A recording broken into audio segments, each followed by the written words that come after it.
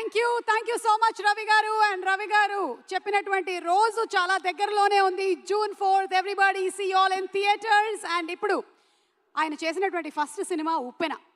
పేరుకి తగ్గట్టుగానే బాక్స్ ఆఫీస్లో అది పెద్ద ఉప్పెనే క్రియేట్ చేసింది. సెకండ్ ఫిల్మే పెద్ది.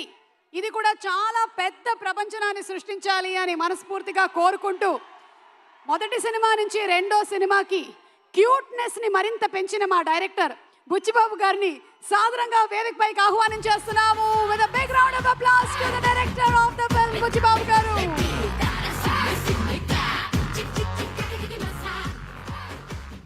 అందరికీ నమస్కారం అండి.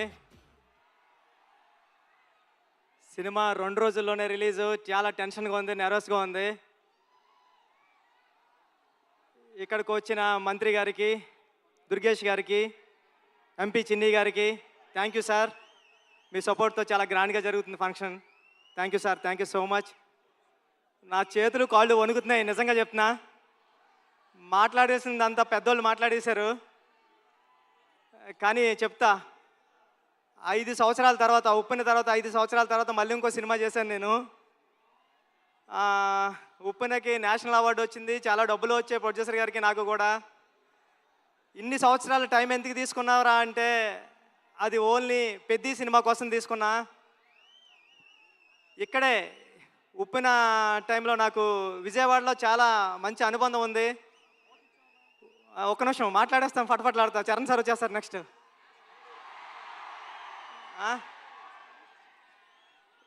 ఉప్పెన నేను ఇక్కడే నాగార్జున యూనివర్సిటీ దగ్గర సైకిల్ తొక్కుంటా రాసుకున్నాను స్టోరీ.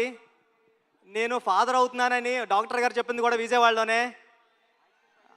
ఆ దుర్గామాత బ్లెస్సింగ్స్ నాకు ఎప్పుడూ ఉంటాయని కోరుకుంటున్నాను.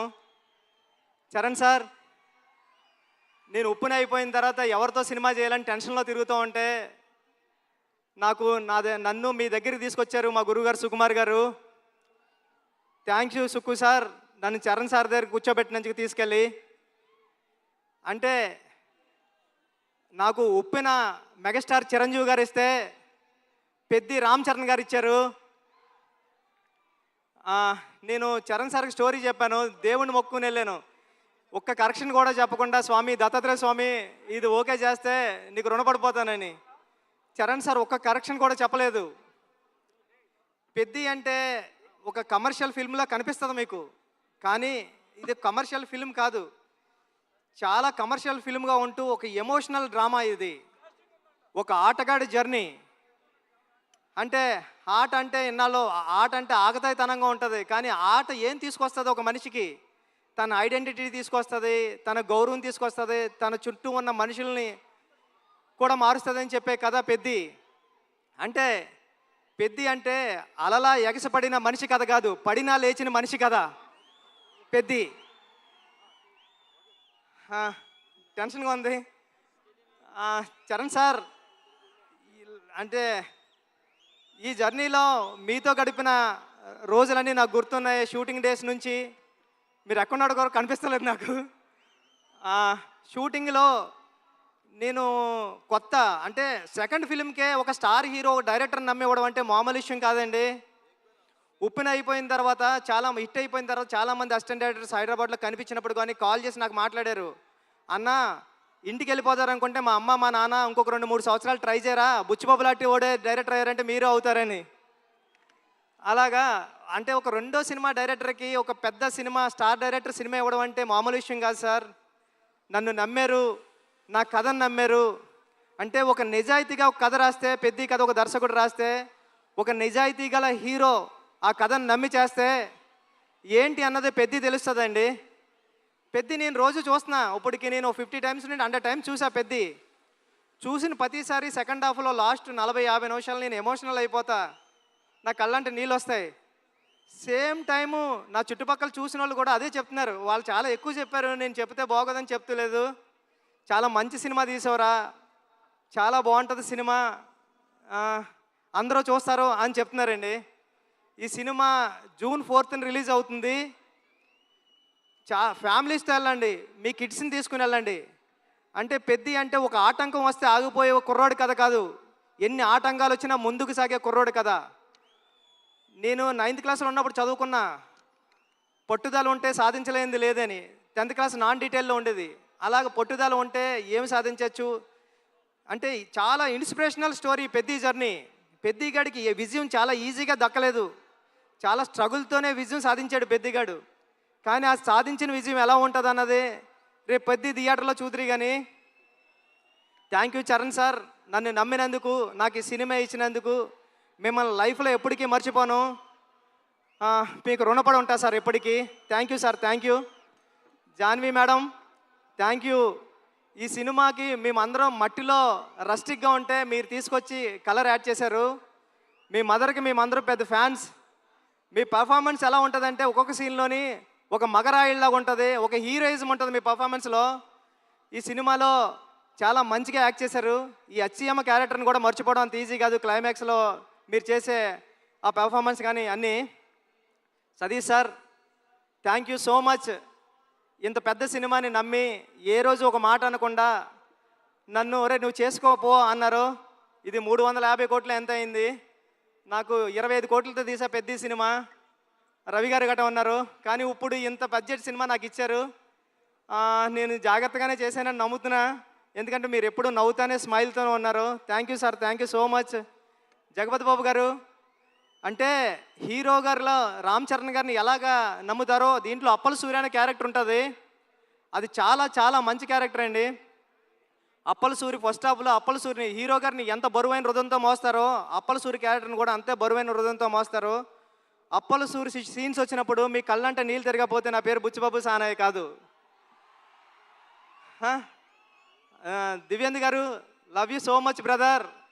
మీ మిర్జాపూర్ సినిమాకి నేను పెద్ద ఫ్యాన్, మీరు రైల్వే మ్యాన్ కానీ అని. Thank you so much sir. మీరు దీంట్లో పెద్దిలో పార్ట్ అయినందుకు, ఆన్ బోర్డ్ అయినందుకు thank you so much sir. మీరు చాలా super actor. Love you sir. రండి సార్. ఈ విజువల్స్ అందరూ చెప్తున్నారు, చెన్నైలో నేనుండి రెహమాన్ గారి దగ్గర ఉండి చేసినప్పుడు చెప్తున్నారు అందరూ, ర్యాండీ గారు చాలా బాగా తీశారా, పిక్చర్ అదిరిపోయింది అని. Thank you sir. నేను రాసుకున్న 10 అక్షరానికి ప్రాణం పోశారు. చరణ్ సార్ పర్ఫార్మెన్స్ అంతే నెక్స్ట్ లెవెల్లో చూపించారు. మీరు పెట్టే బ్లాగులు ఎంత బాగున్నాయంటే అది రేపు పొద్దున్న సినిమాలో ఆడియన్స్ అందరూ విట్నెస్ చేయాలని కోరుకుంటున్నా సార్. సార్ అవినాష్ కోలా గారు థ్యాంక్ యూ. చాలా సెట్లు వేశారు, ఒక 20 సెట్లు వేశారు. వేసి చాలా మంచిగా న్యాచురల్గా తీశారు అవినాష్ కోలా గారు. ఆర్ట్ డైరెక్టర్ అవినాష్ కోలా గారికి థ్యాంక్ యూ. ఏకాంబరం గారు కాస్ట్యూమ్ డిజైనర్ ఏకాంబరం గారికి చాలా న్యాచురల్గా తీసుకొచ్చారు, ఆయనకి thank you. AR Rahman sir మీ చికిరి రై రై రారా హలో హలో అన్ని పాటలు హిట్. బ్యాక్గ్రౌండ్ స్కోర్ మీరు కొట్టినప్పుడు చాలా స్టైలిష్గా చాలా మాస్గా ఉంది. Love you sir. ఈ సినిమాకి మీరు మ్యూజిక్ డైరెక్టర్గా చేయడం అన్నది నా చిరకాల వాంఛ కోరిక, అది తీర్చారు. Thank you sir. Thank you so much. Charan sir మళ్ళీ once again love you sir. మీరు లేకపోతే బుచ్చిబాబు లేడంతే. పెద్ది మీరు నాకు ఇచ్చారు. లైఫ్లో ఎప్పటికంటే నేను మాట్లాడలేకపోతున్నాను, నా చేతులు తిమ్మిరెక్కుతున్నాయి సార్. అంటే నర్వస్గా ఉంది. జూన్ 4th ఈ సినిమా వస్తుంది. మీ ఫ్యామిలీతో వెళ్ళండి, మీ కిడ్స్ని తీసుకెళ్ళండి, చాలా బాగుంటుంది. చాలా ఎమోషనల్ అవుతారు, చాలా ప్రేమిస్తారు, పెద్దిని ప్రేమిస్తారు, పెద్దిని లవ్ చేస్తారు, పెద్దితో ఆడతారు, పెద్దితో పాడతారు. పెద్ది మీ ఇంటికి వస్తాడు, ఒరే భలే చేశాడు రా చరణ్ గారు అని చెప్పుకుంటారు. ఒక సెకండ్ హాఫ్లో 4-5 సీన్లు ఉంటాయండి. చరణ్ సార్ పర్ఫార్మెన్స్ ఎలా ఉంటుందంటే మీ కళ్ళంటే నీళ్ళు రాకుండా ఉండవు. Charan sir thank you sir. June 4th థియేటర్స్లో కలుద్దాం, ఎమోషన్ అవుదాం. Thank you sir. Thank you so much. Thank you sir. Thank you. Buchibabu garu వెళ్లే ముందు, I know you are very emotional already. అయితే వెళ్లే ముందు ఒక క్వశ్చన్. 10 సంవత్సరాల తర్వాత ఈ సినిమా గురించి జనాలు మాట్లాడుకునేటప్పుడు ఏం చెప్తే బాగుంటుంది అని మీరు అనుకుంటున్నారు? ఎలా చెప్పుకుంటారు? 10 సంవత్సరాల తర్వాత ఈ సినిమా గురించి గుర్తించుకోవాలంటే రామ్ చరణ్ అంతే. చరణ్ గారు ఈ సినిమా కథ ఓకే చేయడం అంటే మామూలు ఇష్యూ కాదు. రేపు పొద్దున్న మీరు స్క్రీన్ మీద చూద్దరు కానీ ఇలాంటి కథ ఒక స్టార్ హీరో ఓకే చేస్తాడా అని. స్టార్ హీరో ఎందుకు ఓకే చేశారు? ఒక కథను నమ్మితే ఆయన కూడా ఒక కథ నమ్మి మీ అందరికీ ఒక మంచి కథ, మన రూటెడ్ కథ, మన విజయనగరంలో జరిగిన ఒక కుర్రోడి కథ చూపించడానికి వస్తున్నామండి. Thank you sir. Thank you madam. Thank you Suma గారు. Thank you so much. మీరు చాలా బ్యూటిఫుల్గా ఉన్నారు. Thank you sir. Thank you. లాస్ట్లో మాకు కూడా ఒక బిస్కెట్ వేసినందుకు. ఓకే